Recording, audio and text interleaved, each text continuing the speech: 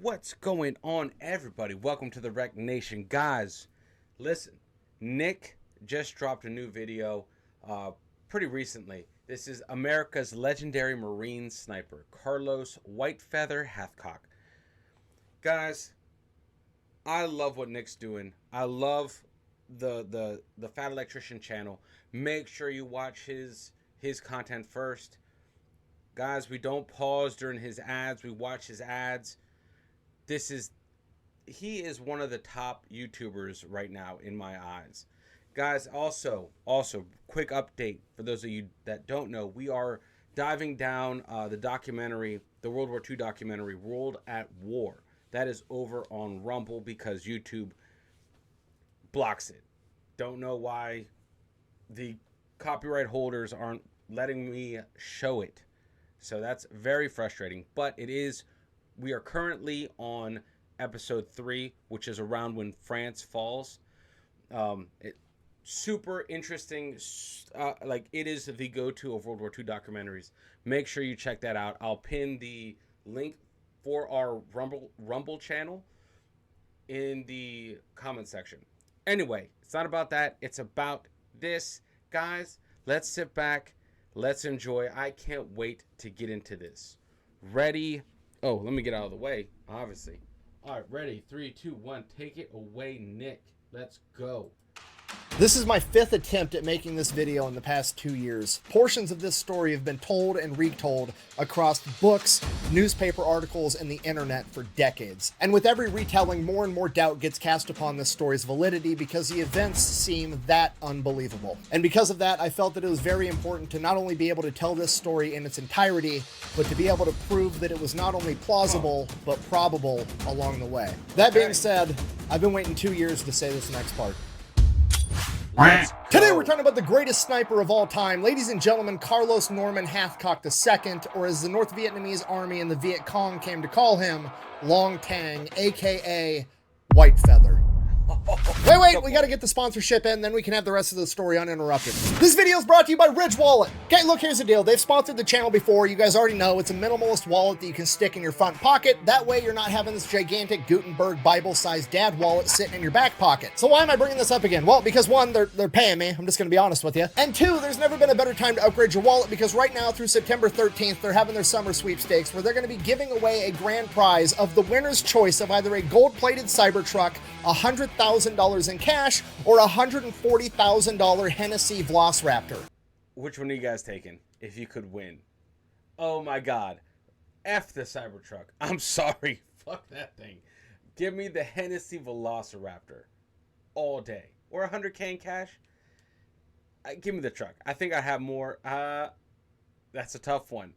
Hennessy Velociraptor, 100K in cash, or gold-plated Cybertruck. I'm taking the truck, even though that gift right there would probably bump me into another tax bracket. Now, I'm not allowed to tell you which one I would pick, but I can tell you I'm not taking the cash, and I definitely am not going with the one that reminds me of Lara Croft's personality. Don't you think you've seen enough?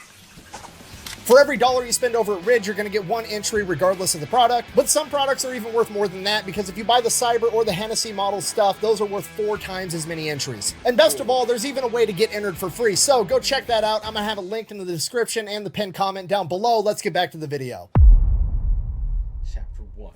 Oh, man. January 20th, 1942, Carlos Hathcock Jr. is born in Little Rock, Arkansas. Fast forward to early 1946, Carlos is approximately 3 years old, and his father has just returned home from fighting in World War II. And with him, Carlos Hathcock Sr. brought home a gift for his adorable baby boy, a German Mauser, which, if you don't know, is the primary infantry weapon of the Nazis in World War II. Apparently, he had tactically acquired it after its previous owner had died suddenly. They just dropped it. That's exactly what happened. So, you know, presumably, after rolling up and just seeing the rifle laying on the ground, he did what any American would do. He picked it up, he kind of admired it, and was like, huh, This would make a great gift for my toddler. So he plugged the barrel, he made it inoperable at least, and then brought it back home and gave it to his kid. So now Dad's home and we've got young 3-year-old Carlos Hathcock running around in the woods outside of Little Rock, Arkansas with a de-weaponized German Mauser, pretending that he's fighting Nazis and the Imperial Japanese just like Dad. Fast forward again to when Carlos is 7 years old and he sees his first John Wayne movie where John Wayne is portraying a United States Marine. At this moment, Carlos Hathcock decides that he's going to be a Marine too. Everything else in life, school, chores, all of it is just biding time until he turns 17 years old. He can get his parents' permission to go and join the Marine Corps. 1 year after that, Carlos's father re-enters the military to go fight in the Korean War, and the family is moved to Missouri, then they're moved to Tennessee. The father goes off, he fights, he comes back home, but when he comes back home, both of his parents they've always kind of had a drinking problem, but their drinking gets significantly worse, and so does their relationship. The next major formative event in Carlos's life is at his 10th birthday when he is given his very first real gun, a J.C. Higgins bolt-action .22 caliber rifle. From that point on, Carlos basically lives out in the woods, shooting cans, squirrels, birds, anything he can, and while Carlos is out in the woods, his parents' relationship continues to deteriorate, and by the time that he is 12, his parents have gotten a divorce, and Carlos is sent back to Arkansas to live with his grandmother in an unincorporated village known as Geyer. Unincorporated village basically just means that they're living out in the middle of bumfuck nowhere. Carlos's next oldest sibling is 10 years younger than him. There's no neighbor kids anywhere near his age for a 20-mile radius, and Grandma and Grandpa are busy doing Grandma and Grandpa stuff. So Carlos spends the majority of his teenage years basically living out in the woods with his dog and his .22 caliber rifle, helping to put food on the family table because Grandma and Grandpa are struggling financially, so they are eating squirrels, birds, and rabbits, whatever Carlos is able to shoot. Wow. During this time, Carlos becomes an exceptional outdoorsman. His .22 caliber rifle does not have a very huge range, and if he wants to be able to kill something efficiently, he needs to be able to get as close as possible. He learns how to move through the woods quietly, sneaking up on highly alert prey. And he becomes such an exceptional marksman that he's able to shoot birds out of the air while they are flying with his .22 caliber rifle, which is impressive. And this goes on for years, and then at the age of 15, Carlos drops out of school and goes to work full-time doing concrete. He does that for 2 more years till he finally hits the age of 17. He then gets consent from his guardian to go and join the Marine Corps. So in 1959, at the age of 17, Carlos Hathcock goes off to training to become a Marine, and he absolutely crushes it. I mean, how could he not? He's been doing full-time manual labor for a couple of years, and the 10 years prior to that, he's basically been living in the woods by himself, learning how to become an expert marksman. Despite being the best shot out of any new recruit available, he continues to hone this skill. They have a mandatory amount of time and qualifications they have to meet in marksmanship. However, Carlos Hathcock also spends all of his free time out at the range, continuing to work on this skill when nobody else does. He doesn't just want to be a good shot, he wants to be the best shot, and he wants to be able to do it from every single position the Marine Corps utilizes at the time. They do standing, prone, sitting, kneeling, and they have the infamous squat position at this point in time, also commonly referred to as the rice paddy prone, and Carlos practices all of them and masters all of them. It is at this point that Hathcock begins to develop what he calls his bubble, which is essentially his aura of concentration around taking a shot, where nothing in the world gets any attention other than his target and his crosshairs. One of his instructors once said, and I quote, "An elephant could crap on Hathcock's head, and unless the load blocked the sights, Carlos would never even notice." So Carlos is already just naturally immensely talented at marksmanship, but he's also completely obsessed with getting better. That's all this guy cares about. And it just reminds me of something one of my coaches used to say: hard work beats talent when talent doesn't work hard. And I probably heard this coach say that 50 times over the course of a couple of years. And then finally we had this new guy that raised his hand and said, "But coach, what if talent does work hard?" To which my coach replied, "You should probably stay out of that motherfucker's way." And in the case of Carlos Hathcock, that would prove to be correct. Carlos finishes training, gets MOS qualified as an 0331, a machine gunner, and then immediately gets sent over to Hawaii and stationed there because that's where the Marine Corps rifle team is. So Carlos goes over to Hawaii, reports for his new duty station, gets settled, gets signed up for every marksmanship competition they have scheduled, shows up to the very first one. It's a 600-yard event. Now, Carlos is here because he's a great shot, but he's also the new guy. He just got out of training. All the big dogs are here. This is where the Marine Corps rifle team is at. Like, he's not not expected to do well in these competitions at all. He is the newbie that they need to take under their wing and train, and he's the next generation of shooter, and this is going to be his first competition just to get his feet wet, is what everybody thinks is going to happen, and then Carlos wins the entire fucking thing. Pretty much immediately after winning this competition, he is given an official spot on the Marine Corps rifle team, meaning that this is more or less his full-time job now. Like, yes, he's a machine gunner, but his day-to-day job is going to be going and improving his marksmanship to be able to show off how great the marksmanship in the Marine Corps is, which is great for Carlos. It's basically his dream job, and on top of that, it's 1960. It's a time of peace. There's no prospects for war on the horizon, and there's really nothing else for a machine gunner to be doing, so the rifle team is a great spot for him. Carlos spends the next 2 years there continuing to hone his skills, winning all kinds of competitions, and one of the people that he meets there that's also on the rifle team is a lieutenant by the name of Jim Land. And Jim Land has this dream that he wants to bring back sniper school and make it a permanent fixture in the United States Marine Corps. Yeah, so if you don't know, in 1960, there's no snipers in the U.S. military. That's not a thing. Most people don't even know what that is or have ever even heard of it. Now, I can't speak for other countries, but in America, there always appears to be this desire from the higher-ups in the chain of command to try to get rid of the scout snipers altogether, right? We had scout snipers during World War II. Right after World War II, they got rid of the school, got rid of the job, didn't exist anymore. Korean War broke out. Bring them back. Korean War ends. Get rid of them. And in my opinion, this is due to the simple fact that the role of the scout sniper both terrifies and makes the chain of command look dumb all at the same time. Because in modern times, how are all the high-ranking generals that are going to conveniently have a nice, cushy, multi-million-dollar-a-year job at a DoD contractor going to be able to justify using an $800,000 Hellfire missile to take out one bad guy when they've got some fucking 20-year-old corn-fed kid from Omaha named Lance Corporal Smith that's willing to crawl on his belly for 3 days and shoot that same guy in the face from 500 yards away with a bullet that costs 68 cents. So the first thing the scout snipers have going against them is that they're just too efficient, right? I mean, it's hard to make billions and billions of dollars off of warfare when you've got these guys out there unaliving people off the dollar menu. You guys are getting paid?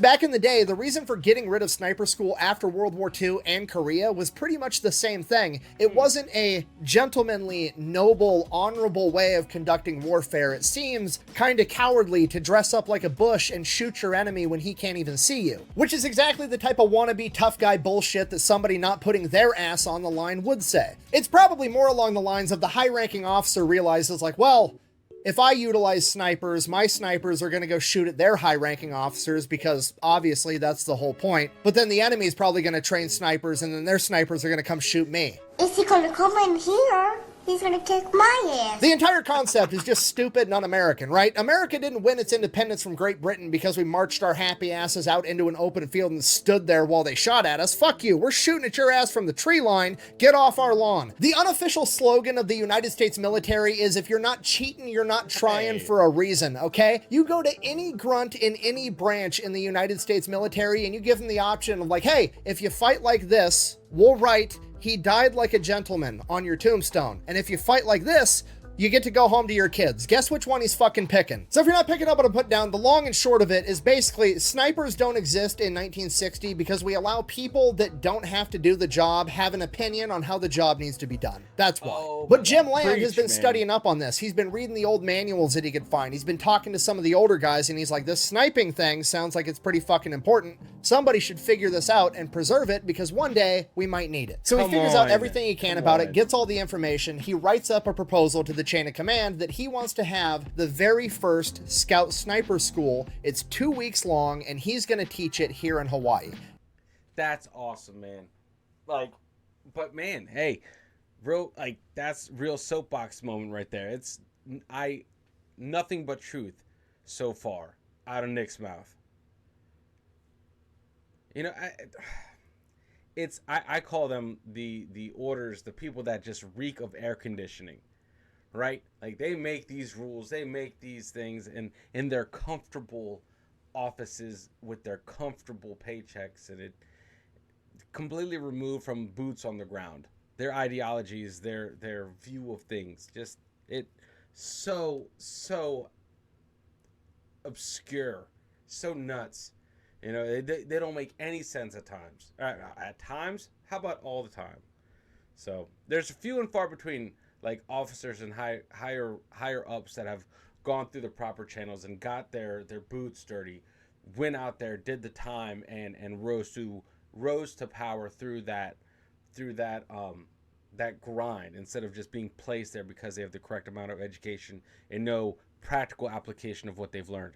So anyway, the information, he writes up a proposal to the chain of command that he wants to have the very first scout sniper school. It's 2 weeks long, and he's going to teach it here in Hawaii. And the chain of command is like, I mean, you guys are the rifle team. All you do is go shoot guns all day anyways. If you want to do it while crawling around in the bushes, fucking go for it. I don't care. Get out of my office. So now, with permission, Jim Land is going to take volunteers, the first of which is Carlos Hathcock, and they are going to go out into the jungles in Hawaii and figure out how to become snipers. Starting from scratch, this is going to be the first iteration of the now legendary Marine Corps Scout Sniper program. So they go out for 2 weeks, they train, they lay the groundwork for the Marine Corps Scout Sniper program. Obviously, Carlos Hathcock excels because he's an expert woodsman. He knows how to move and traverse terrain and be quiet the entire time. And then after the 2 weeks is over, that's pretty much it. Jim Land keeps teaching the course, but Carlos Hathcock is done. He was just a student. He's going to go back to the shooting team. More or less, he just got a pat on the back and attaboy, and then a certificate that said that he was a scout sniper now, but the certificate doesn't really mean a whole lot because nobody knows what the fuck a scout sniper even is. So Carlos just kind of chalks it up to a cool life experience that he's thankful for, but he goes back to doing his competitive shooting in Hawaii. That goes on for another year. By 1962, he's getting moved over to North Carolina to a place called Cherry Point, which is weird because that's a Marine Corps air base, and he's technically an infantryman as a machine gunner 0331, so they're not even going to have any work for him there. Regardless, he's got to go because he's got orders. So he moves to North Carolina, he shows up to the Cherry Point Air Base, reports to the commander's office, and the commander's like, okay, son, I'm just going to level with you. I don't have a use for a machine gunner. I don't even know how you ended up here. How would you feel about just being like general staff? Which basically translates to he's going to be the groundskeeper. He's going to be mowing the lawn, scrubbing the toilets, maintaining the base's facilities, which to Carlos Hathcock is an absolute nightmare. He does not want to spend the next 3 to 5 years of his career being a glorified janitor for this airbase. He feels like he has just been punched directly in the gut the minute those words left the commander's mouth. The commander, seeing this look of horror on Hathcock's face, starts laughing. He's like, son, relax. Your buddy Jim Land called me. He made sure that you came to this airbase because we have one of the best shooting teams in the country, and you're going to be competing for us now. You son of a bitch. To which Carlos, like, huge relief, he gets to just continue shooting and training people how to shoot all day, every day. It's his passion in life. It's the perfect job for him. He gets to keep living the dream. But here's the thing. At this point in time, Carlos Hathcock is a private. And as a private, he's living in the barracks with a bunch of other Marines. And all the other Marines start to notice that Carlos he's a little bit different. Carlos isn't just into his job and enjoys shooting. This man is obsessed with shooting. He stays out at the range every night until it's too dark to keep shooting, and then he comes back to the barracks. He'll drink and smoke like a normal Marine, but he's not going out chasing women. He's not going to the bars. He's staying at the barracks with his rifle next to his bunk, practicing dry firing from all of the firing positions. And just to be clear, he's doing this for hours on end on a concrete floor, okay? Some of these firing positions, like the prone position or the rice paddy squat, are not fun to hold, and this guy is doing it for hours every single night. He's basically practicing death yoga while he's smoking and drinking. It's the most Marine Corps shit I've ever heard in my entire life. So after witnessing this go on every single day for months, the rest of the Marines in the barracks are like, okay, we got to get this guy laid. From now on, your dick is my dick. I'm getting you some pussy. So one of the Marines is dating a girl that's a teller at the local bank, and there's another girl at this very same bank that's single, so they manage to set Carlos Hathcock up on a blind date. He shows up to the bank, introduces himself. Hi, I'm Carlos Hathcock. Her name is Josephine. They go out on a date. They both fall in love immediately because Carlos Hathcock doesn't miss. Very next day, he's out at the range all day. He's training people, getting training in. That's his job. The normal working day comes to an end, and Carlos does not stay on the range until sunset like he has every other day. No, Private Hathcock goes into town and buys a brand new car because he has to keep impressing Joe, and he needs that car to take her out on dates, which is the most private in the military shit I've ever heard in my entire life. Tracks. Every single private finishes training, goes to their unit, and then goes and buys a brand new V6 Mustang or Camaro to impress women. And he spends absolutely all of his money on this car. The only thing he has left in his budget is enough money to keep getting his hair cut, which he absolutely has to do anyways. But you know what? It was worth it because Carlos and Josephine ended up getting married. They moved in with one another, and now Josephine's the one that has to sit there and watch Carlos do dry firing drills on the living room floor every single night before bed. What the hell? Relax, Lois. I was aiming for the mailbox. I'm just trying to make a point. Good morning, Lois. And this goes on for years. In 1962, he ends up setting a record for the Marine Corps long range A course, scoring 248 out of 250 possible shots, a record that to this day has never been broken. In the fall of 1965, he would win silver in a national match competition, which is a huge deal. He would also be recognized as a distinguished marksman, which is essentially being granted the rank of Jedi as far as competition shooting goes. And then, that very same year, he would win the Wimbledon Cup. And no, not the tennis thing, okay? The Wimbledon Cup is awarded for whoever wins the 1,000-yard high-powered rifle marksmanship competition, and whoever does that is considered to kind of be the best rifle marksman on the planet at that point in time, and in 1965, it was Carlos Hathcock. Wow. Okay. White feather. A couple of months later, Carlos Hathcock, the best marksman on the planet, is on his way to Vietnam, so naturally, the Marine Corps makes him guard the front gate to a base. No, I'm not kidding you. Okay, because you got to remember, nobody understands what a sniper is at this point in time. Jim Land just created the course for it 4 years prior, and none of the tactics have been battle tested. I couldn't imagine that. He's like pulling security detail because they don't know who, like, what he is. Like, that's like hilarious and just, no. Wasn't that like the Marines' best shooter? Like, yeah, okay. He let me on base. Cool. What? Freaking military. So presumably, there's like maybe a couple hundred Marines that have passed the Scout Sniper course running around in the entire Marine Corps. Nobody understands what a sniper is. Nobody understands how to utilize them, when to use them, and what they're doing. So when they're trying to figure out where to send Hathcock over in Vietnam, all they see is that he's an 0331 machine gunner that has not been attached to an infantry unit and has not been training with a machine gun for the past 5 years, so they don't feel comfortable sending him into combat, so they just have him guard the front gate. I mean, I guess to be fair, it's probably the safest front gate in Vietnam. No bad guys getting within 1,000 yards of it. And this goes on for the first 4 months that Carlos is in Vietnam, him being assigned as an MP guarding the front gate to a base. Carlos Hathcock absolutely hates it the entire time. But then Jim Land gets deployed to Vietnam, and he has permission to round up a bunch of other scout snipers that have already went through his program over the course of the last 5 years, and he gets to pull them aside into their own scout sniper platoon, where they get to experiment, test, and refine all the methods that he has been teaching for the last 5 years. And obviously, the first person on his list to grab up is his very first star pupil and gate guard, Carlos Hathcock. Thank you! So they get this platoon of scout snipers together. They go out to what's going to be their new headquarters for the rest of the deployment. It's right outside of Da Nang, called Hill 55. And right out of the gate, this entire operation is a good old-fashioned military shit show, right? Because there hasn't been snipers in the Marine Corps since the Korean War. There's no doctrine. There's no instructions. There's no, here's how we operate, here's what we do. They have to figure all that out and just wing it. And if that wasn't bad enough... You know what, though? Oh, sorry, Nick. Okay. At least a better pause screen. But you know what, though? As shitty as that is, as like you gotta build it from the ground up again, that's probably beneficial. It's probably helped keep the scout snipers current, you know, because what happens is, like, let's say snipers have been around since World War I, right? And if, let's say, that school didn't get dissolved, you're bringing that fighting style, maybe those preferred shooting positions from then, without necessarily embracing or change. You're not rooted in tradition at that moment. So it's kind of what needed to be done, is like tear it down, build it up, tear it down, build it up, because every time you build it up, you're implying something that's current. You're implementing things that are current with the current, either like current weapons, current ammunition. You don't have bad habits when you're shooting. You're like doing this all new. So that's kind of a win, I would say, because you're not steeped in tradition. You're like, we're out here, we're building this from the ground up.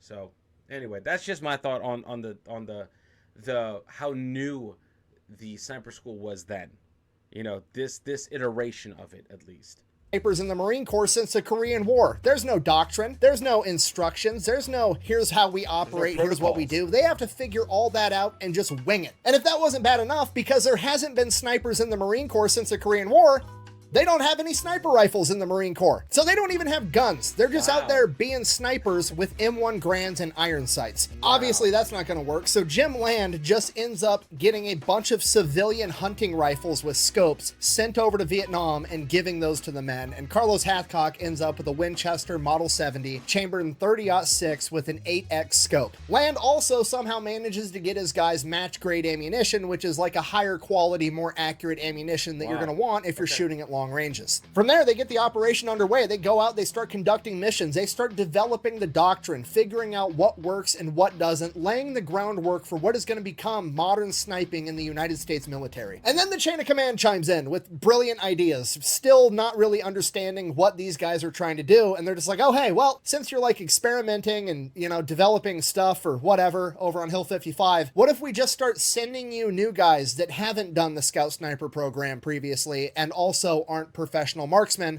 and then you can just, you know, train them how to be scout snipers in a live combat zone on the fly for funsies. Does that sound good for you? Don't really care what you think. Do it anyways. Okay, bye. That would be great.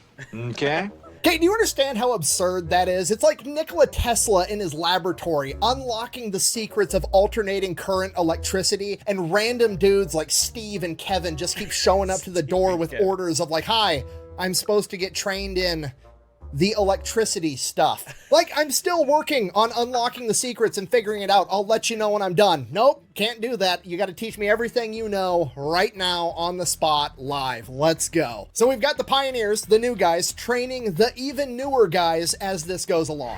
So where's the office back at division?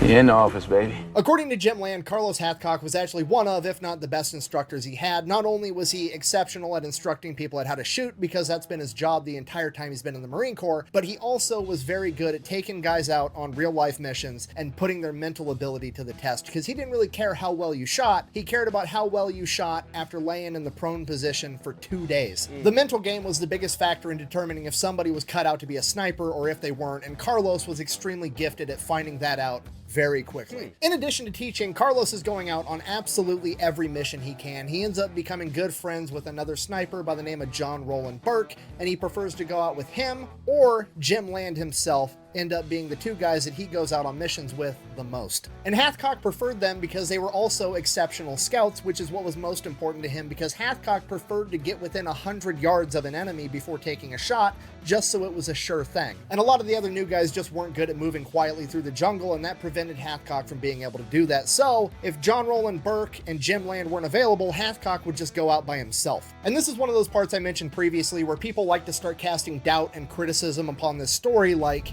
buh, he must be lying because snipers always go out in pairs, they never go out by themselves, buh. Okay, I would agree with that if I didn't have the context that the sniper that we're talking about was one of the very first modern Marine Corps scout snipers in US history that was actively in the process of developing the doctrine that's going to shape that career field for the rest of fucking forever. So yeah, normally you'd be right. However, historical context is a thing and it's kind of important, okay? Moving on. So Carlos Hathcock and the rest of the entire scout sniper platoon start racking up an unprecedented amount of kills because they fight different than the rest of the military, right? The Viet Cong and the North Vietnamese army, they run into Americans, they're like, oh, they're 1,000 yards away, they're 800 yards away, we're fine. And normally they are fine, except for when they run into these guys, then they have a mind-blowing issue. So Jim Land is sending up reports like, hey, my platoon has 14 confirmed kills this week. And the chain of command is like, what?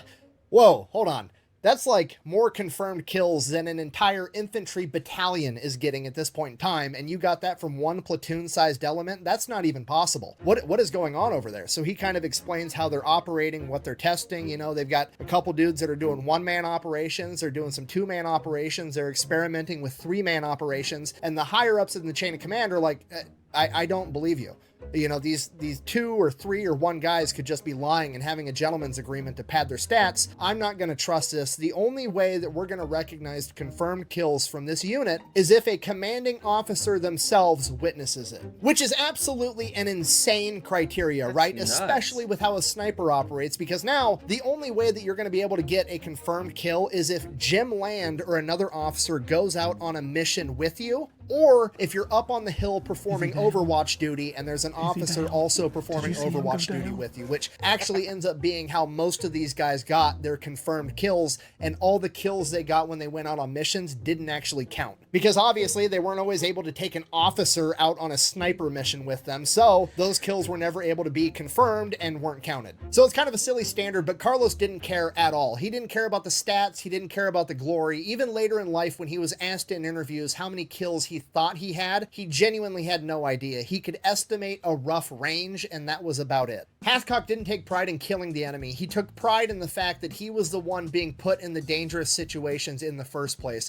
because he truly believed that he was the best man for the job. And if he didn't go, they were going to send someone else out. And if that person got hurt because they weren't as good as he was, that was going to be on him. Because of this, Carlos was going out on every single mission that he possibly could. According to Jim Land, it was impossible to keep Carlos from going out. It was even tougher to reel him back in. The man was harder than woodpecker lips. Because of this, Hathcock starts racking up a ton of kills. Some of them are confirmed when he's going out with Jim Land, some of them are confirmed when he's on Hill 55, and a ton of them aren't confirmed when he's going out by himself or with John Burke. However, Carlos genuinely doesn't care. He's just going to work. Somewhere early on in this process, he stumbles across a white feather. He's not exactly sure what kind of bird it came from, but he thinks it probably came from a chicken. So he picks it up, sticks it in his boonie cap, and he leaves it there for the rest of the time he's in Vietnam. Okay, that's absolutely crazy for a sniper to do. White is not a very common color inside the jungles of Vietnam, and having that color on him is going to stick out like a sore thumb while he's trying to wear his camouflage and everything else and go unnoticed. And when he was asked why he did it, he said he was basically taunting the enemy, like, here I am,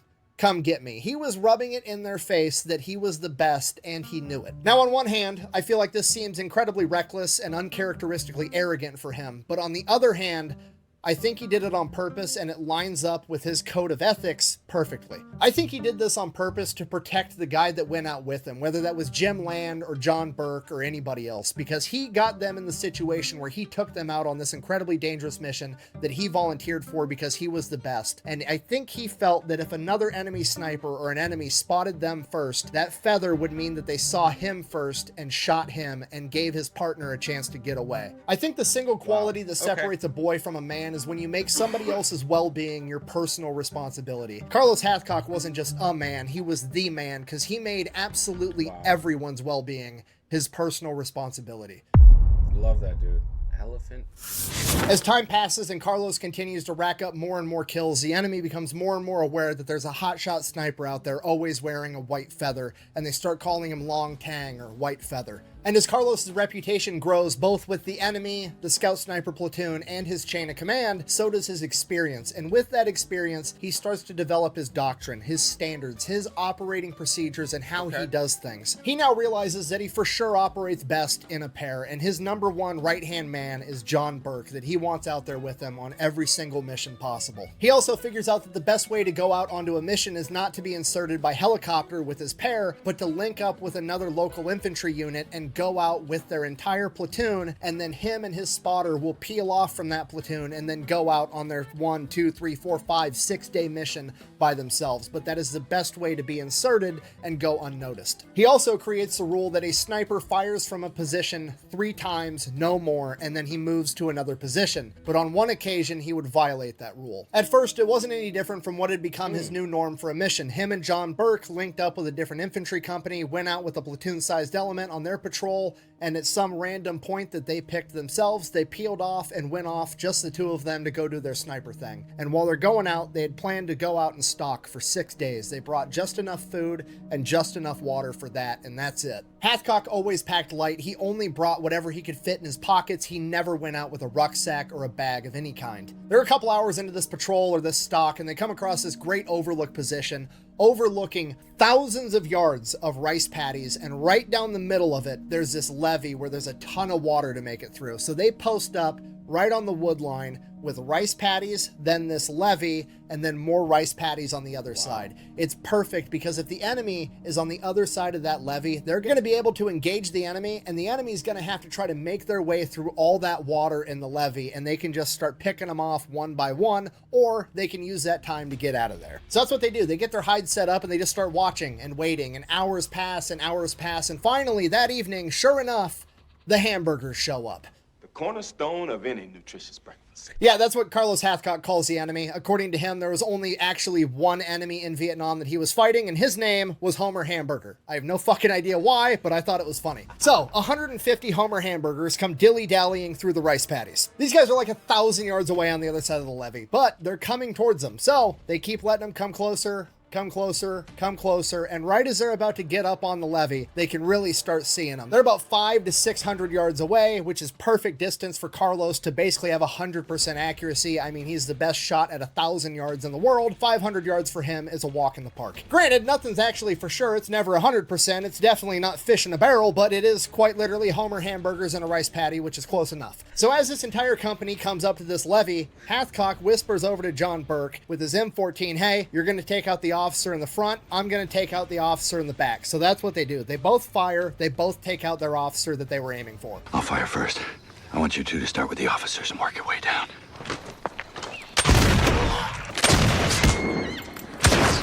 So now there's like 147 Homer Hamburgers looking around like, oh shit, what do we do? And the third and final officer takes off running. Believe it or not, it's pretty hard to run in a rice patty, and you can't run very fast, but he also didn't have to run very far, so at least on the bright side, he didn't die tired. So at this point, Carlos is shot twice, John Burke is shot once. That's 3 shots from one location. They got to bounce. But for some reason, Carlos is like, hold on, let's wait a second. Because as he's watching this like 147 dudes, they're just standing there. They don't know what to do. They just bunker down out in the open in the middle of this field and don't do anything. So Carlos is like, I mean, I know we're supposed to move after 3, but I guess we can just sit here and pick them off until they do something. Now, if you're an American, this seems weird to us because in the American military, if you take out the officer, like, congratulations, you've just taken the regulator off the ass-whooping machine. Now you've got a bunch of pissed off grunts that are looking to get creative, and you're about to find out the hard way. It's never a war crime the first time, but...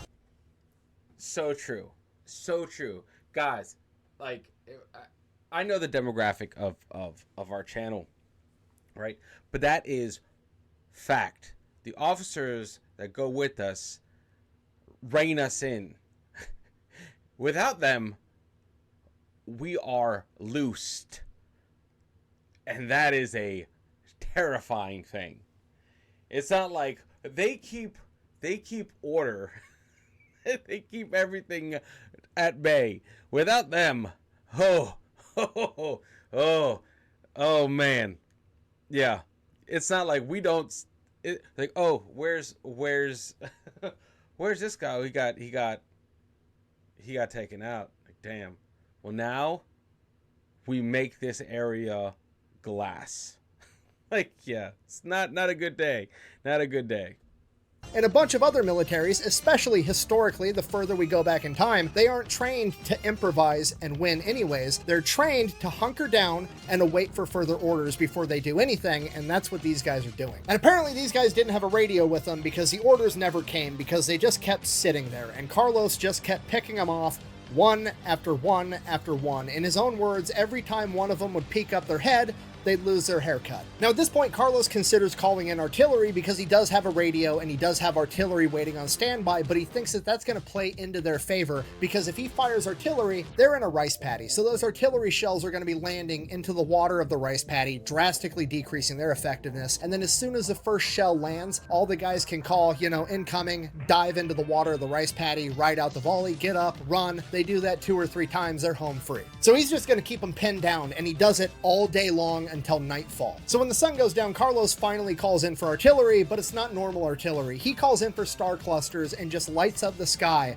over this rice paddy so that he can see what's going on and keep them pinned down all night long. Wow. Once it became apparent that they understood that they were going to be pinned down all night long, Carlos and John Burke took this opportunity to move to a different location. Next morning, first light, the Hamburgers have mustered up the courage and come up with a plan that they are going to try to directly assault Carlos Hathcock, or at least his general direction, by running through a levee and about 500 to 600 yards of rice paddies and surely some of them will make it there. Yeah, that plan didn't last very long. They decided that was a horrible plan right around the time Carlos and John had to reload. So they hunker back down pretty much in the same exact spot, not knowing what to do. They just start like randomly firing at where they think Carlos and John are from 600 yards away with their AK-47s. So it's not very effective fire, even if they were shooting where Carlos and John were, but they're not because they're shooting at their old spot that they had yesterday. From here, Carlos just goes back to keeping them pinned down, just playing whack-a-homer. Every time one pops up, they lose their haircut. They know that they can't move and they're stuck there. And Carlos is perfectly content with just letting them sit there and bake in the sun all day long, because the more dehydrated and tired they get, the less likely it's going to be that they're going to get away. He has basically turned this into his very own miniature war of attrition. Night comes. They light up the sky again all night long, keeps them pinned down. The next day, same exact thing happens, keeps them pinned down. Night comes again, light it up all night long. Every day these guys are baking in the sun, and every night John Burke is radioing back to the artillery, getting them more and more dialed in. And this goes on for 5 days straight. And by the end of the 5th day, Carlos and John are about out of water. They're completely out of food. They're both tired. They haven't slept much. Carlos figures these guys are as tired as they're absolutely going to get. They're not going to be able to run very fast through this rice paddy. They're definitely not making it through that levee to get me in time if I try to slip away. And on top of that, the artillery boys should have this pretty well dialed in. So he calls in artillery and they level the entire rice paddy as him and John make their way back to Hill 55. Wow, man. That's how, man. That's how it's done. Wow. Okay. Okay. Man, get it. I wonder how many confirmed KIAs or kills did he get in that operation? Because that's a target-rich environment, to say the least. So at this point, Carlos and the entire scout sniper experiment on Hill 55 is proving to be extremely effective, and word is spreading throughout the Marine Corps and the local military operating area, and they have gotten the nickname Murder Inc. So some press officer, in a stroke of genius, I assume, says to himself, wow, there's this new experimental type of unit being extremely successful by being sneaky and unseen, and the enemy doesn't know about them.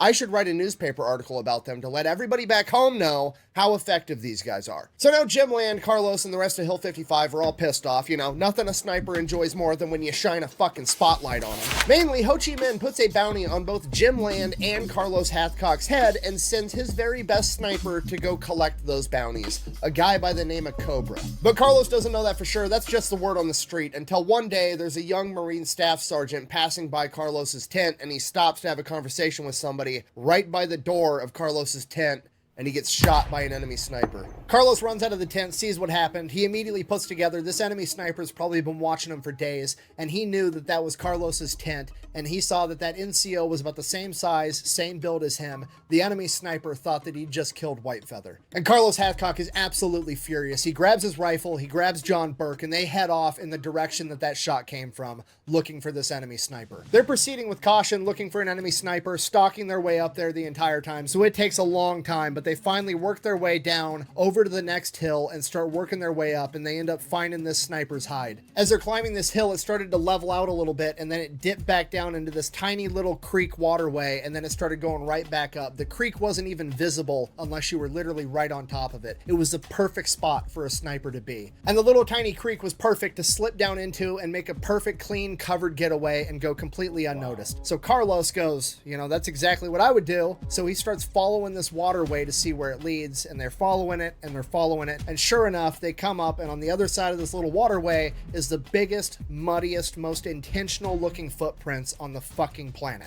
Carlos immediately knows that if he follows those footprints, he is going to be walking face first into a trap, because that sniper realizes that he had just fired upon an entire hilltop full of snipers, and surely one of them is going to come after him after he had just killed the infamous Whitefeather. So whatever is on the other side of those footprints is handcrafted by a sniper to kill another sniper. Carlos is looking at the footprints, weighing his options. He could call in artillery and just level the entire side of the mountain from there on out, but that wouldn't be a guarantee, and he needs to make sure, because this guy is too dangerous. The problem is this hasn't really been done before, okay? This sniper platoon that's experimental and is paving the way for sniper warfare hasn't run into this issue where they have to go toe-to-toe with a near peer, and they have the upper hand. Carlos is kind of nervous. This sniper's good. He's done everything the exact same way that Carlos would have done it. Later in his life, he was interviewed about this, and the interviewer asked him if he was scared, to which Carlos replied, I was never scared, but at this point, I was very, very alert. At this point, Carlos says, this guy's good, but he's not better than me. There's no way. He then proceeds to don his plot armor, and him and John Burke walk face first into a trap. So they're following this guy's trail. It's so obvious it's got to be intentional. And they come up onto this clearing, and off in the distance, they see the most obvious tiny little one-man campsite on the face of the planet. There's no way a sniper this good is being this obvious. So Carlos is just frozen, trying to figure out what is going on and what this guy's thinking so that he can counter it. He's trying to be one step of the enemy, knowing that the enemy is already one step ahead of him. So he just asks himself, what would he be doing in this situation? And he comes to the conclusion that the enemy sniper is probably expecting whoever's following him to come up onto that campsite to investigate, meaning that that enemy sniper has a hide somewhere with a perfect shot directly at that campsite. So Carlos reevaluates everything, deciding where he would pick the perfect shot if he had to shoot at somebody at that little campsite, and he finds it. So Carlos and John start maneuvering out and around so that they can get a perfect shot at where they think this sniper is going to be set up. It takes them a while. They're proceeding with a lot of caution. They're moving super slow, but they end up making it there, and they start scanning the entire area where they think that enemy sniper might be, looking for a very well-concealed enemy. John Burke using his binoculars, and Carlos using the scope on his rifle. They're scanning, they're looking for this guy, and time passes, they keep looking, and suddenly there's a gunshot, and Carlos's heart falls into his stomach. Time stops. He doesn't know if he's hit, or worse, if John got hit, and maybe his overconfidence walking face first into a trap just got his best friend killed. And then John Burke says the last thing that Carlos ever wanted to hear, I'm hit. And as he says that, Carlos feels warm liquid hitting up against his leg from John Burke's direction as he looks down and sees water soaking into his pants. And he looks over. John Burke's canteen had just gotten shot off of his hip, and John was fine. Carlos, absolutely relieved, tells John Burke, it's just your canteen, get up, we gotta go. They break contact, then they re-enter their stock. The only way out of this now is to kill him first, and they don't know where he's at. Hopefully, he doesn't know where they're at either. But they do kind of know where that initial shot came from, so they start making their way there through this irregular route, stalking along the way, trying to find this guy, and they're stalking. It takes them forever, but they finally get to where this guy took the shot, and they find his hide. Again, it's a perfect textbook hide, exactly what Carlos would have done. And Carlos is looking around trying to figure out where the hell this guy went. And then Carlos looks down to where they were, and he sees a glint. And they hunker down, and he asks John Burke, did you just see that? And John's like, yeah, but it could have been a moth, it could have been anything. And he's like, yeah, but that's exactly where we were. And Carlos realizes maybe this guy did the exact same that Carlos had just done. He had went to where the enemy was last. And then Carlos realizes that the sun is now on his back, and in his prior position, the sun was in his face. And then he realizes that John Burke's canteen was metallic on top, and maybe Cobra saw the glint off of his canteen, and that's why he took that shot. Carlos doesn't miss, but Cobra didn't miss either. He just picked a bad target. Then Carlos sees the glint again, and he just fires instinctively right out of the gate. And again, time stops. John Burke can't believe that he took that shot. Maybe it was a moth. Hell, maybe it was Cobra, and he has a canteen too. At least then they'll be even. And they wait. It feels like forever, but it's only like a second. And out of the shadows of where this glint was, a rifle barrel comes into the sunlight, and they see it as Hathcock reloads and gets ready to make a secondary shot. The barrel falls to the ground. Cobra falls on top of it, sliding down the hill a little under this awkward resting position. They wait, they watch. Carlos is ready to make this follow-up shot, but this guy's not moving. So they finally get up, they make their way over to his body. As they approach him, John Burke realizes that Carlos is shot directly through the enemy's scope, not even touching the sides of the tube. At this point, Carlos immediately realizes for that to happen, Cobra had to have been looking directly at him as well. Not John Burke, not somewhere else. The only way that shot was possible was for both of them to be looking right at each other at the exact same moment, and Carlos was just quicker to pull the trigger. And maybe, just maybe, the only reason that Cobra saw Carlos first and not John Burke was because of a chicken feather. Carlos actually ends up deciding that he's going to take Cobra's rifle with him. He brings it back to the base, and at some point during his deployment, it ends up getting stolen, and he can't prove that he made this shot. Oh my god, dude. Come on. Buh! That's because it's all complete BS. He made it up. He never made that shot. Even the great Mythbusters couldn't recreate this shot, and they tried repeatedly. Buh! Yeah, people have tried to recreate this shot. To the best of my knowledge, nobody's actually been successful at doing it, and it's probably because nobody's put forward a good effort. Even Mythbusters with the Discovery Channel budget managed to mess this up to the degree that it's atrocious. Okay, the first time they tried it, they shot it at a modern scope. Obviously not going to work right out of the gate. It's doomed for failure because a modern scope has about 10 times as much shit inside of it, and there's no way you're going to be able to penetrate through it. Then they realized that they were shooting at a modern scope, so they got a Mosin Nagant period accurate scope, which is what Cobra would have had, and he should be able to penetrate through that scope way easier. Had they not been shooting at it with a 308 fucking hollow point round. Okay, if you don't know, a hollow point round is designed so it immediately expands and dumps all of its energy on impact. Okay, you're trying to penetrate through something. Why would you fire a round designed to expand and dump its energy? If I wanted to stab a motherfucker at a skating rink, do you think I'd have better success with an icicle or a snowball? Then after that, they're like, oh, well, you know what? We should actually try shooting at it with a 30-06 round, which is exactly what Hathcock would have been shooting. But the only gun that we can afford that's chambered in 30-06 on our Discovery Channel budget is some old M1 Grand, and we're also not going to put Full Metal Jacket, regular plain old 30-06 rounds in it. We're going to use an armor-piercing round, so it's obviously going to work, and it's also going to cast doubt on the entire thing because there's a 0% chance that a sniper in Vietnam had access to armor-piercing ammunition. Okay, all you have to do to recreate this shot the right way so we can know for sure if this is even possible is get a Winchester Model 70, get a 30-06 Full Metal Jacket round, and get a 3X Mosin Nagant scope and shoot it through the scope and see what happens. And to the best of my knowledge, it's never, ever been done until now. For this, I teamed up with my friend Nick Johnson over from the PewView channel. He's the best. Yes, this is why not only do I love what Nick's doing, but like his whole crew, like from the Unsubscribed podcast, the people that they work with, people like Demolition Ranch, the Brandon Herrera's, like, man, he is tapped into this stuff. So I'm loving that they're bringing this to the forefront. I'm pumped. Best shot I know. If I know anybody that can get this done, it's gonna be him. But we didn't want to just capture this on camera. We're potentially proving history if we can get this done. We wanted to capture this on camera to the best quality that technology currently allows. And for that, we called up my other friends, Adam and Bryce from the Ballistic High Speed channel, and they drove up from Indiana with their fancy ass cameras, and we captured this shot at 100,000 frames per second.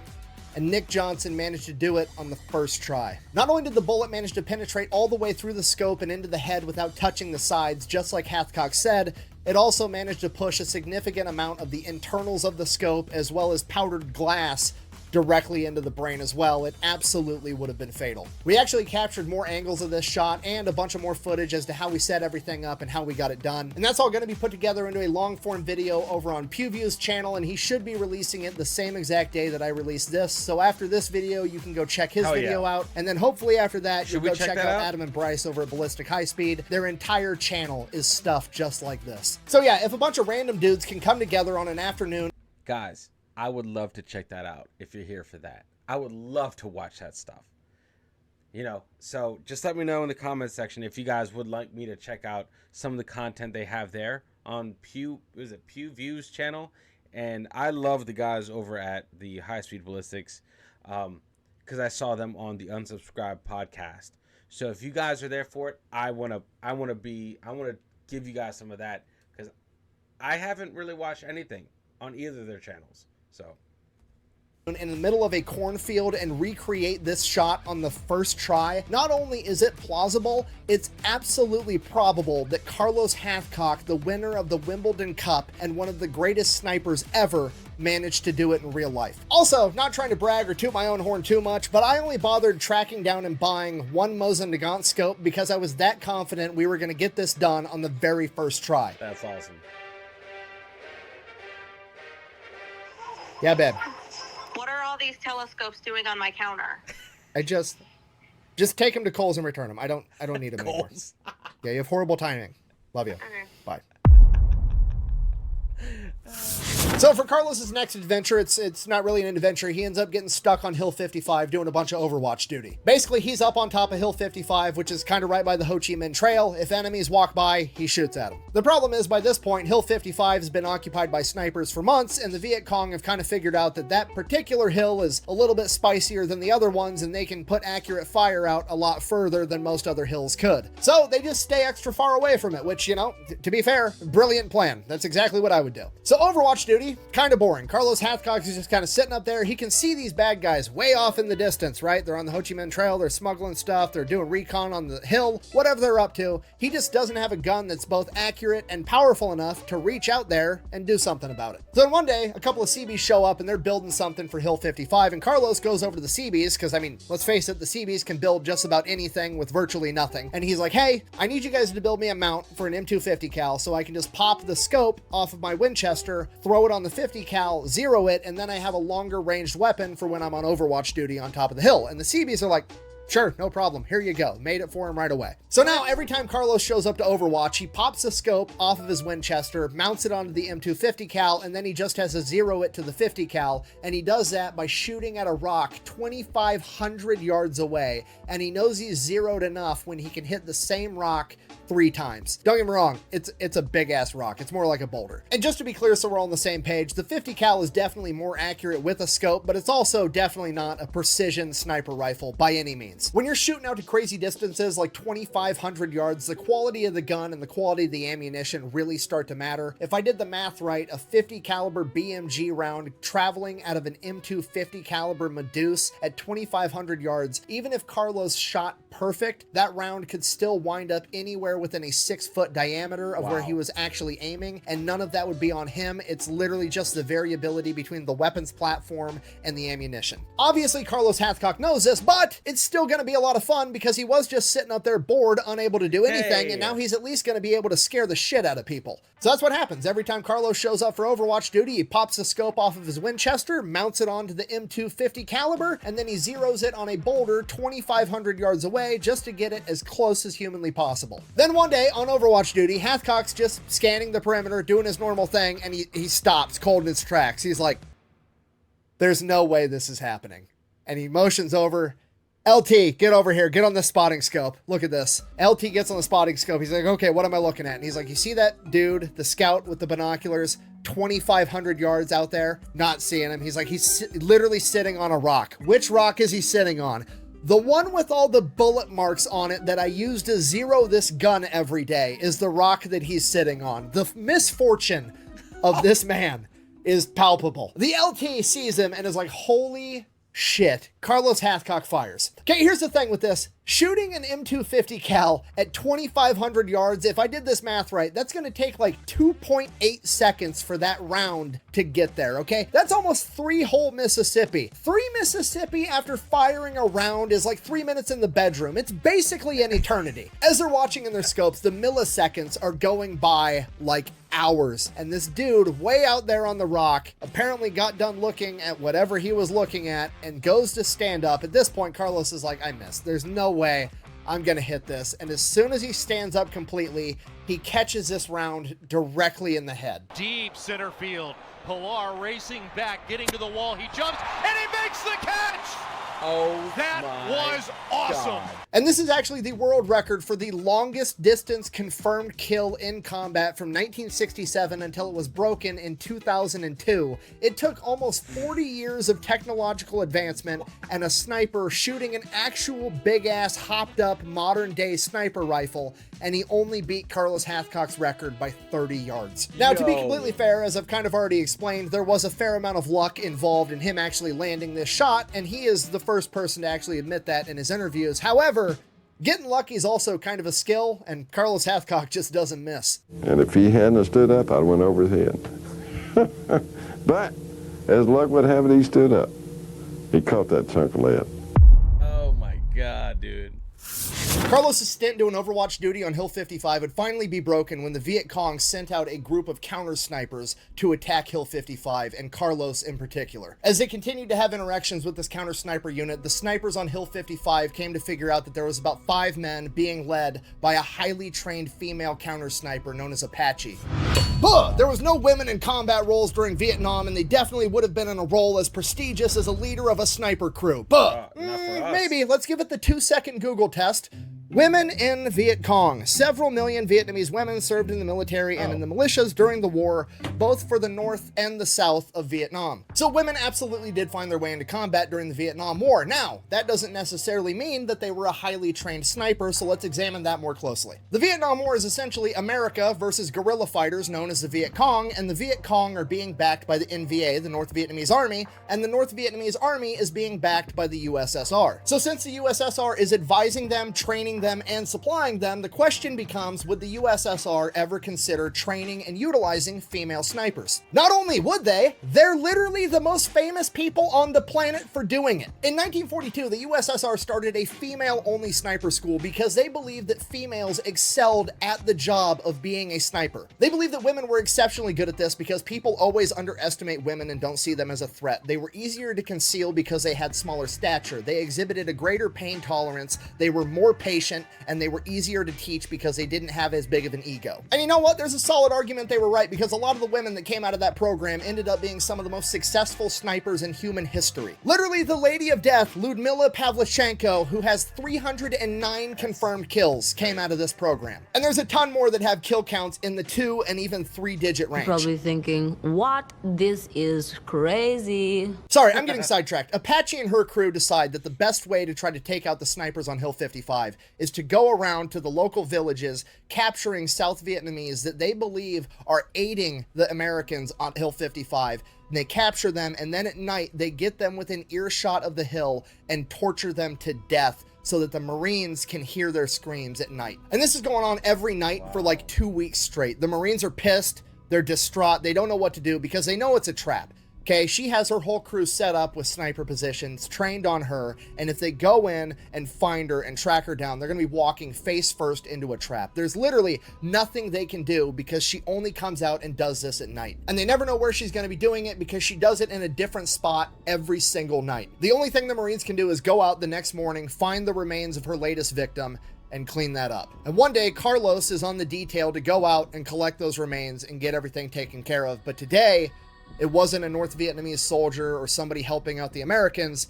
It was a Marine. Seeing the remains of this young Marine that's been tortured to death, Carlos has never been so mad in his entire life. He goes back to Hill 55, gets his shit, gets ready, goes to Jim Land, tells him, I'm gonna go kill this bitch. To which Jim Land says, I'm coming with you, and they go out together. So Carlos Hathcock and Jim Land set out to stalk Apache. They have no idea where she's gonna be next, but they do know where she's been most recently and the sites she hasn't been to for a while. So they go to one of the sites she's about due to visit and set up a hide. They're there all day, just scanning everywhere with the scope of their rifle and with their spotting scope. They're taking turns back and forth on who's on the rifle, who's on the spotting scope, because being in the prone firing position is absolutely exhausting. Carlos has just been in the prone for about an hour, and he goes to hand the rifle to Jim, and right as he hands the rifle to him, they both have a hand on it. Apache and 3 of her snipers appear off in the distance. Both Carlos and Jim tense up, not wanting to let go of the rifle because both of them want to take this shot because it's personal. This little tug of war ends up alerting Apache, and she disappears and the shot's gone. Both Jim Land and Carlos Hathcock are embarrassed. Now Apache knows they're out there hunting her, but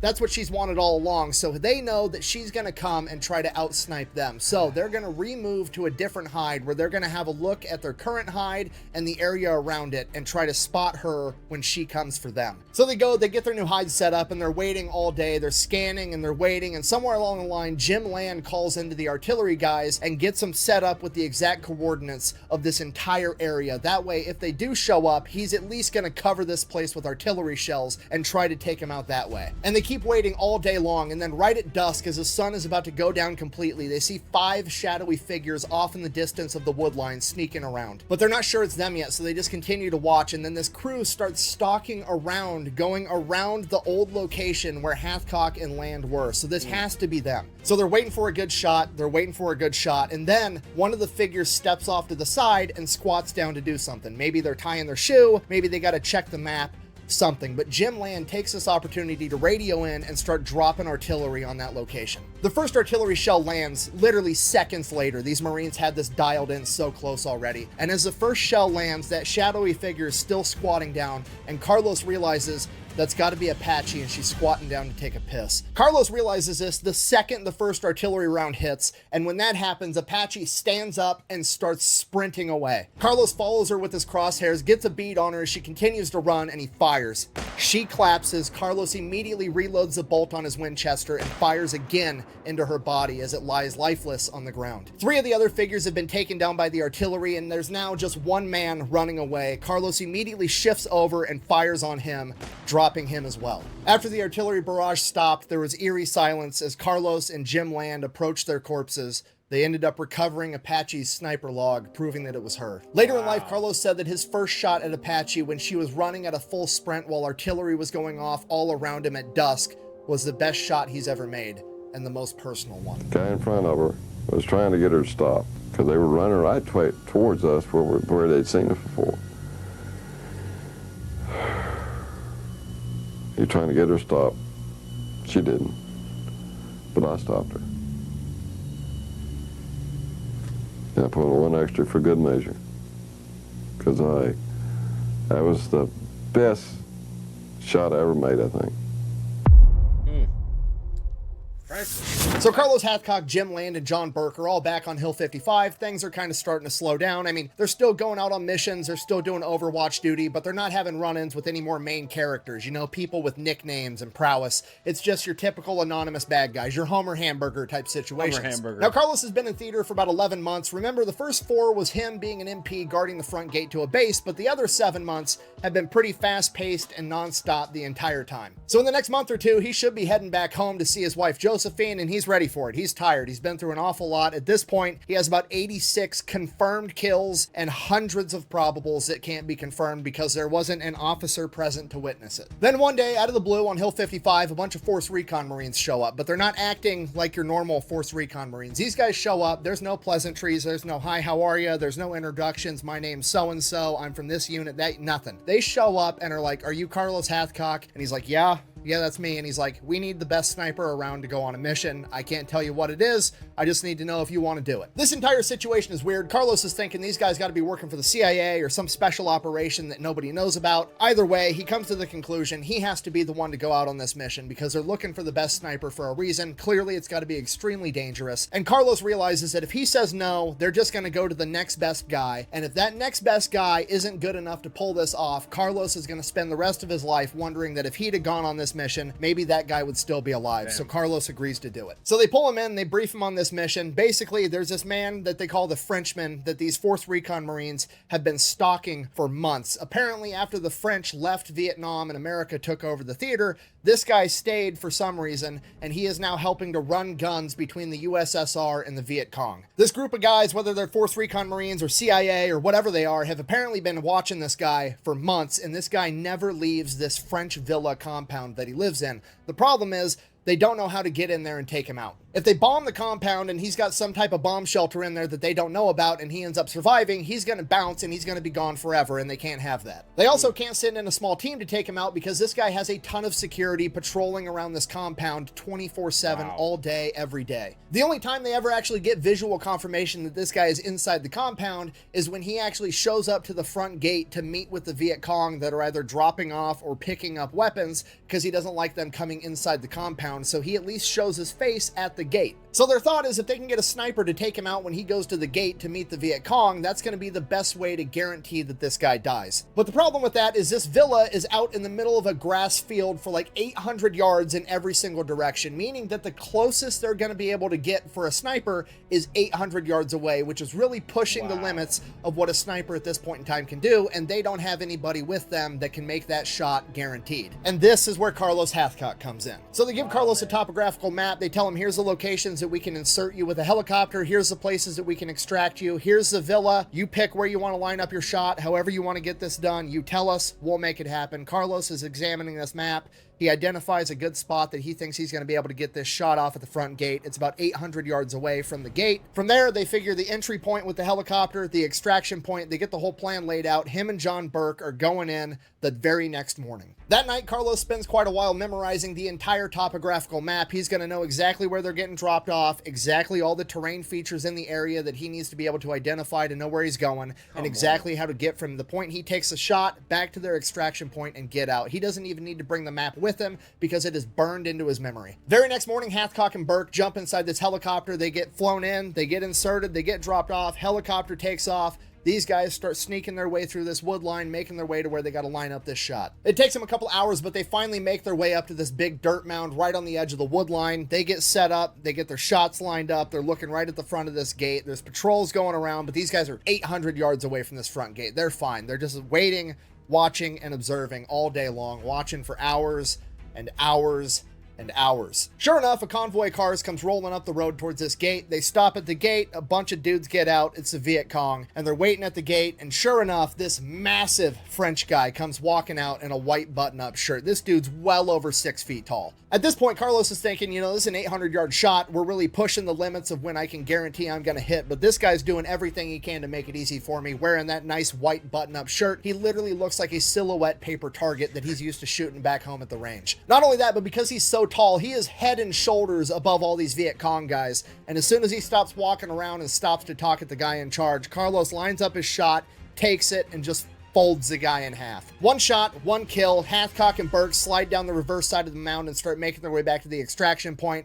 The Viet Cong and the guards have no idea what just happened. Wow. They don't even know where the shot came from. They're panicked, freaking out, running around, and Carlos and Burke make their getaway back to the helicopter, get picked up, get flown back to Hill 55, get dropped off, and they're like, cool, thanks, get the fuck out of my helicopter, and just ditch them. So now Hathcock and Burke are back at the hill like, this is a weird day. Like, they didn't say thank you, they didn't debrief him, nothing. They just asked if the dude's dead. Carlos is like, yep, he's dead. They dropped him off, and that was the end of it. There's no like, we'll be in touch, we'll talk to you soon. Carlos doesn't even know any of these guys' names. They just dropped him off and bounced.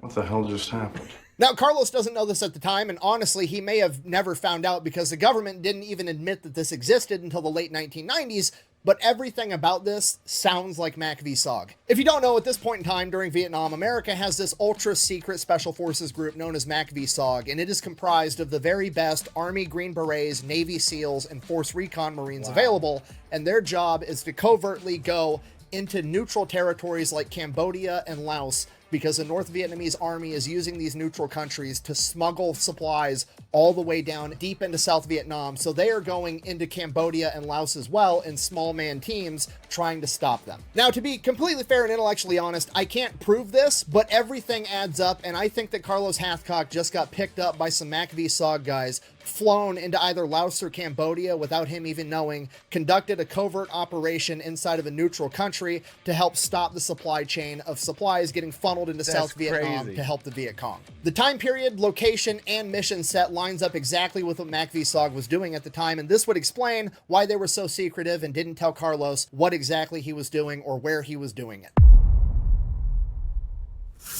Back home on Hill 55, some time passes and everything's just regular. It's normal. Wake up, go to battle with Homer Hamburger, go to bed, repeat. This goes on for about a month, and then, sure enough, the Recon Marine / CIA / Mac v. SOG, whatever the fuck these guys are, they show back up again, asking for Carlos Hathcock. Pretty much the same exact thing happens. No pleasantries, no hi, how are yous, no introductions, doesn't know anybody's name, just, hey, we got a dangerous mission, you're the best man for the job, do you want it or not? And at this point, Carlos Hathcock is 3 weeks away from going home to his wife, Josephine. Absolutely nobody would blame him if he did not want to go out on this top secret, extremely dangerous mission with this weird special forces group that nobody knows who they are. But again, Carlos knows that if he doesn't accept this mission, they're just going to go to the next guy, and that guy isn't as good as Carlos Hathcock, and he just can't live with that. Carlos accepts the mission. Okay, they take him in, they brief him on what's going on. It's basically the exact same mission as when he killed the Frenchman, except now it's even harder. This time it's an NVA general. He's living inside of this French villa that's kind of tucked up right by the the wood line overlooking this enormous grass field. And the dudes briefing Carlos are like, this field is like 2,000 yards long. There's no terrain features to get the high ground. There's nowhere to even get a shot close. So obviously you're going to have to shoot from the wood line. The problem with that is they're patrolling around this compound 24/7 all day and night, and they're using dogs. So even if you can get close enough to take the shot, they're going to start looking for you and hunting you down with dogs after the fact, and then you're really going to have a problem. You're probably not going to make it out of this. Carlos is immediately like, I'm not taking the shot from that wood line. I'm taking the shot from that grass field. And the advisors are like, what? What are you talking about? To which Carlos is like, that's the last place they'd expect it to come from, so that's where it has to come from. I want you guys to drop me off way over here on the other end of the map. I'll go through these woods, and then I'm gonna low crawl for 3 days, moving 1 foot an hour until I can clear 1,200 yards to get within 800 yards of this villa, and then I'm gonna take the shot and hopefully sneak away. To which the advisors are like, I mean, sounds crazy to me, but you're the expert. We came to you for a reason. If that's how you want to do it, go ahead and get it done. Go ahead and grab your boy John Burke. You guys get ready. You're going out first thing in the morning. At which point Carlos informs him he's going out alone on this one. It's too dangerous, and moving that far through that grass field, he needs to be as small as physically possible. So Carlos goes back to his tent, grabs everything he needs. He grabs 1 canteen of water, a little bit of food, his rifle, and his Colt 1911 for a backup weapon. And for the first time since he found it, he leaves the white feather there because he doesn't have anybody else there with him to protect, and he wants every advantage he can get. From there, he goes, gets in the helicopter, they fly him there, insert him exactly where he wanted to be, drop him off right at dusk. He maneuvers through the wood line, gets to this field by nighttime, and starts low crawling all night long. That's crazy. Low crawling 1 foot an hour. Oh my God, that's slow. You're different. You're different. I mean, obviously he's a legend, but I mean, just like, that's different. 1 foot an hour. There's no cover. You are supposed to just look like a plant. Like, oh, dogs? Oh man, that's like a make or break thing, right? That's just, if you hear dogs, you're like, no. I'll try my luck. Like, at the wood line. That's an insane shot as well.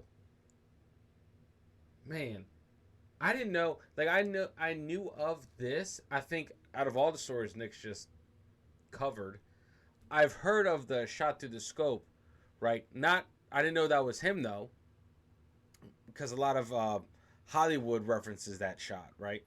But I didn't know that the space that he had to low crawl to make this shot against this general or take the general out was that expansive. I thought it was just, yeah, it was like he crawled for a while.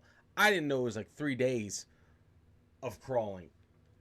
That's too much. That's absolutely crazy. And then what is his escape plan? Stand up and bolt? No.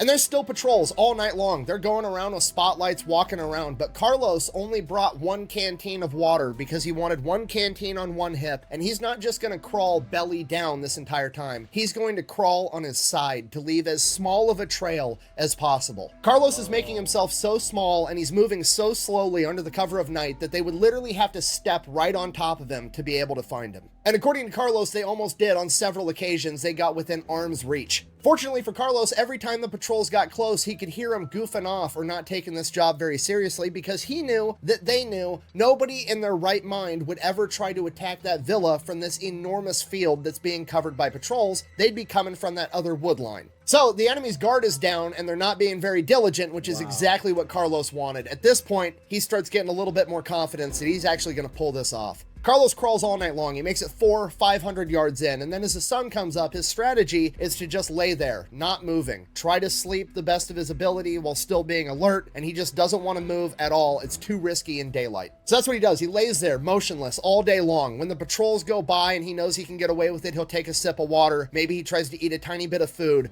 Otherwise, he's just laying there. So obviously, this sucks, but the plan is it's supposed to suck, so everything's actually going great. But by lunchtime, a vulture, or whatever the Vietnamese equivalent of a vulture in this part of the world, starts circling overhead above Hathcock. To which Carlos is like, shit, what do I do? Do I just keep laying here and let it keep circling? Like, it's not going to get the balls to come up and try to eat me. I should be fine that way. But then he realizes it's a bunch of army dudes with their guard down, and if they see a vulture circling, one of those dumbasses might just be like, hey, let's go see what animal's dying in the field that vulture sees. So Carlos has to figure out a way to get this vulture to quit circling overhead. Now, he wishes he could just shoot the fucking thing, but obviously that's not an option. So literally the only thing he can do to try to get this vulture off of his trail is to start moving slowly again, but now it's in the daylight, so it's extremely dangerous. But at least he's still pretty far away and he's not up close, so maybe nobody will notice. So that's what he does. He starts inching along again in the daylight, hoping this vulture fucks off, and eventually it does. By then, it's nighttime again. Carlos again crawls all night long, clearing hundreds of more yards. By the time the sun comes up the next day, he's made it a total of somewhere between 900 and 1,000 yards in, meaning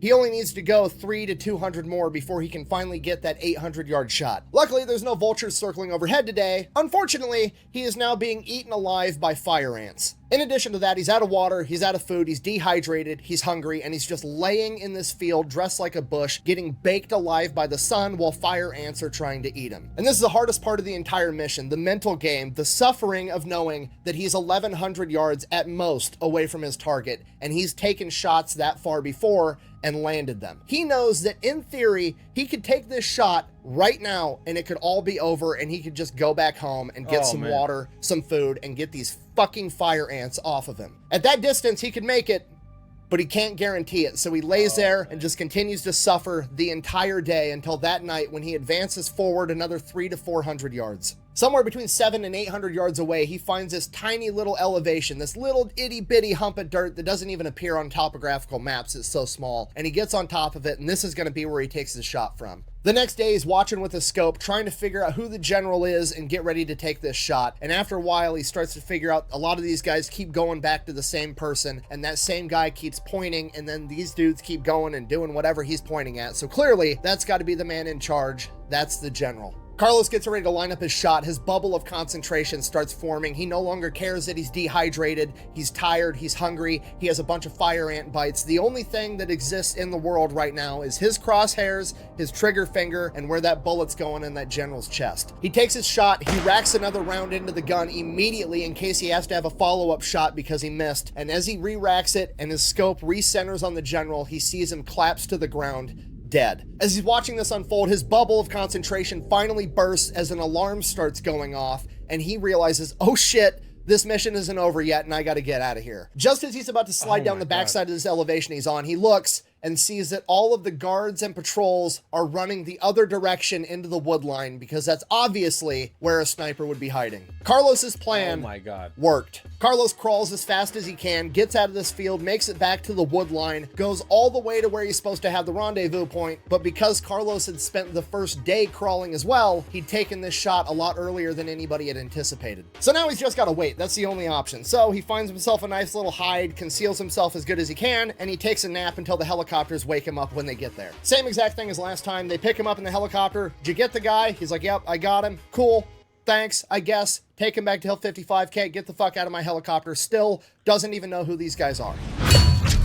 This story is also made up and completely ridiculous because Carlos never knew the name of the general and the NVA never reported that they lost a general at this point in time. Okay, one, never trust enemy documentation, especially if they're communist, and double that doubt if it's a lack of documentation that you're referring to. And two, if this was a MACV-SOG mission, which I'm fairly confident it was, it meant that Carlos was flown into Laos or Cambodia, not even realizing it, to take this shot, which means the NVA weren't going to report that they lost a general inside of a neutral territory that they weren't supposed to be inside of anyways, similar to how the US government never reported losing MACV-SOG operatives inside of Laos and Cambodia. And again, to be completely intellectually honest, I cannot stress this enough. I can't prove that this was a MACV-SOG mission. I tried for like a year. But humor me, let's take 2 seconds and just Google it. MACV-SOG Operation 1967, the exact same year that this supposedly went down. MACV-SOG led a mission to eliminate Vietnam's top general by going behind enemy lines.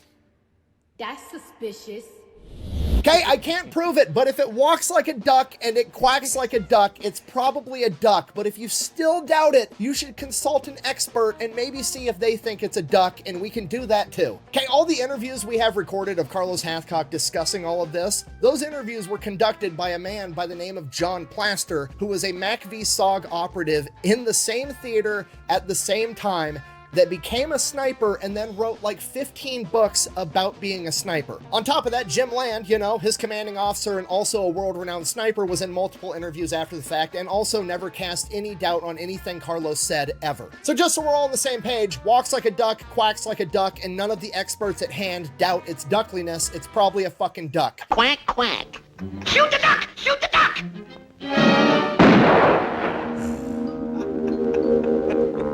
I'm sorry, I'm getting sidetracked and angry. Anyways, so Carlos is back at Hill 55. Basically, at this point, he's got a couple more days of duty, and then it's time for him to pack his shit up and go back home to America. He's home for about a year, and then he gets sent back to Vietnam again in 1969. Now, over the last couple of years, and in part due to Carlos Hathcock himself, being a scout sniper has become much more well-known and much more respected. Because of that, the Marine Corps is actually starting to get scout sniper equipment, and Carlos isn't going to have to do his second deployment with a civilian hunting rifle. He gets issued a Remington 700, chambered in .308, racks up a couple more confirmed kills, bringing his total to 93 confirmed by that ridiculous confirmation criteria, with somewhere between 300 and 400 probables. Then one day he gets ready to go out on a mission, does his favorite strategy of linking up with an infantry unit, and then as they move along, at some point he's going to peel off and go do his own thing. And on this particular occasion, he hops inside of an Amtrak because they were mechanized. They're going along, it's an ordinary day, they're bullshitting inside the Amtrak, you know, just doing what guys do, and then all of a sudden, the Amtrak drove over a mine and blew up, and the entire thing is now going up in flames. Carlos is literally on fire, and the other 7 Marines are worse off than him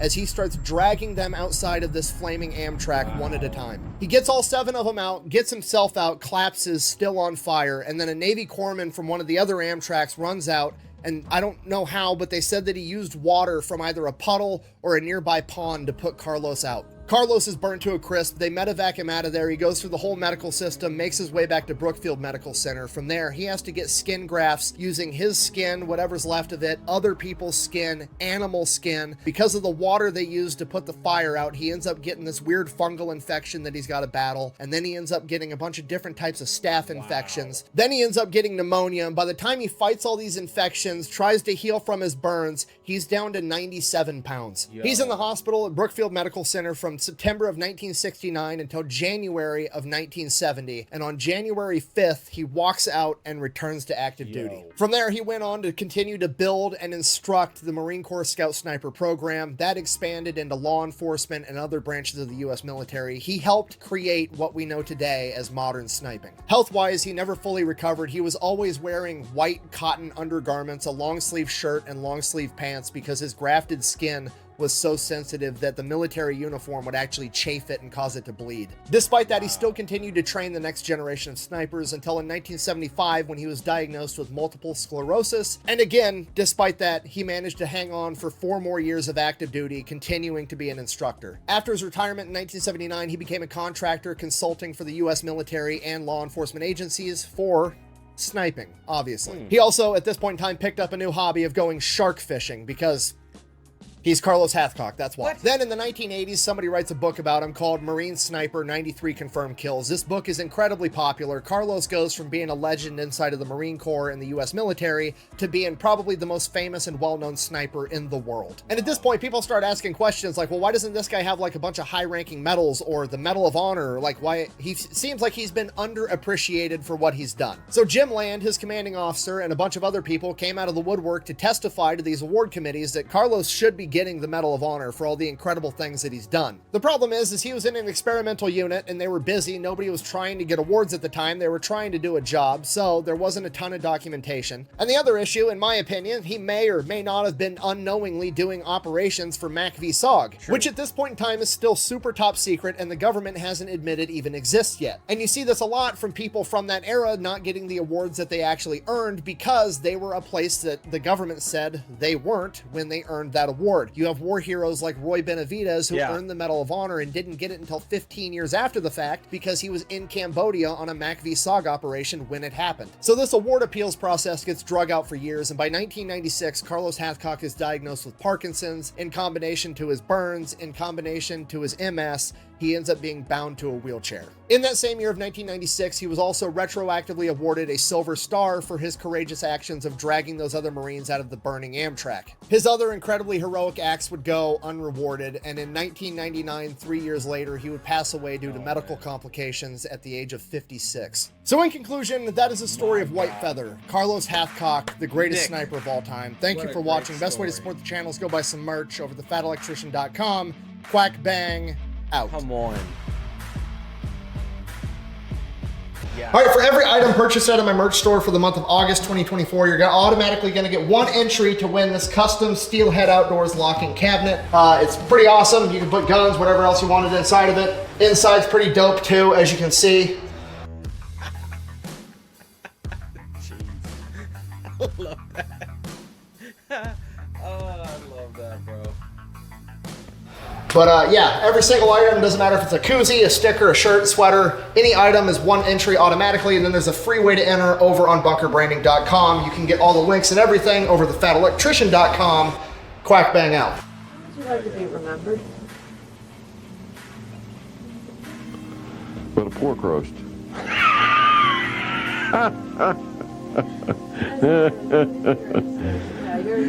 That's an Arkansas man, you know? That's it.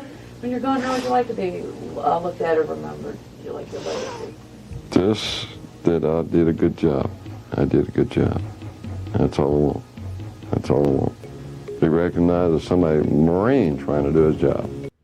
Man, what a legend. This is my... What a legend. Come on, Carlos Hathcock. Come on. It just, how do you not love that legend? Jeez, that's nuts. So he laid the groundwork for Marine Recon Sniper School, which is like the prestigious school, to be honest. That's crazy. That's crazy. You know what? That just leave it up to our government to like have to be confirmed. You got to have an officer with you. Like, get out of here, bro. I mean, yeah, no one signs up for medals or stats. Like, no one does that. But man, that's some BS, because I want to know speculatively, like, what his count would have ended at. Because I mean, just think about that. There's 93. He has 93 confirmed, confirmed targets that he deleted, right? But he was out almost every day in a very target-rich environment, that he was very proficient at hitting the delete button on a lot of them. Are we saying 200? 200?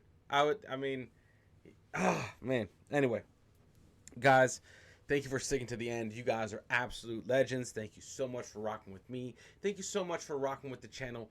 Listen, I love learning. I love just being able to absorb Nick's stories. He does a phenomenal job telling telling us about these historical either moments or figures, or certain things, even with the inclusion of the Fat Files. Guys, make sure you go subscribe to his channel. I'm going to link it right here. You'll see his channel. Go hit the subscribe button on his channel if you haven't. Guys, again, one last little Rumble push before you leave. Go follow on Rumble for our World at War documentary reaction journey as we dive into that documentary, because it's phenomenal. You don't want to miss it. Anyway, guys, much love. Unplug. Do something legendary. And I will see you on the next video. Later, guys.